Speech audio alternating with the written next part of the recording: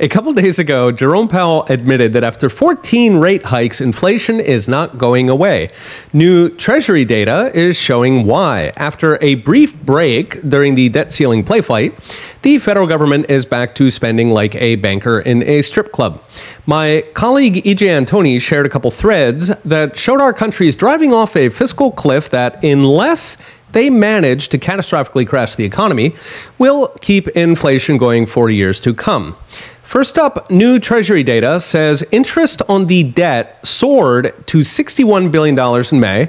That's an annualized $730 billion, almost $500 per month per household in federal debt service alone. In fact, we are now paying more in interest than veterans, education, and transportation combined.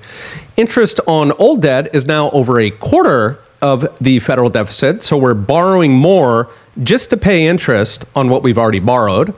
And it's getting worse fast.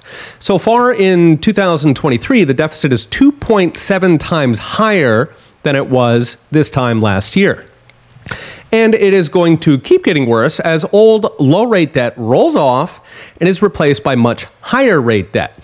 Keep in mind, a year ago, treasuries were yielding 2.9%, meaning they could borrow $100 and pay $2.90 in interest. Those rates are now 5.3%, meaning that interest goes from $2.90 to $5.30. Almost double. Of course, it is all funny money to them. They'll just run bigger and bigger deficits, which the Fed will dutifully finance. That is the inflationist MMT mantra. Print like there's no tomorrow, because tomorrow you'll just print some more. The problem is regular Americans do not have basement money printers, so all those new dollars cause inflation that destroys their paychecks, their pensions, their life savings. Meanwhile, anything you bought on credit, a vacation, a new deck, an adjustable mortgage, are all digging you deeper into a hole. Since Biden took office, the average American family now earns $5,600 less. That's $500 per month. Keep in mind, that's just with official inflation. If true inflation is higher, it is much worse. You got hit even harder if you tried to protect yourself from inflation by buying a house. The monthly payment on a house has now doubled since Biden, adding another $12,000 per year, or $350,000 over the course of a typical 30-year mortgage. That makes it much harder for young families to even get started.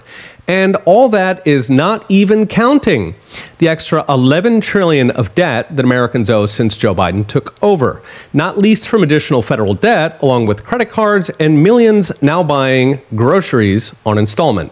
That new debt comes to $85,000 per family.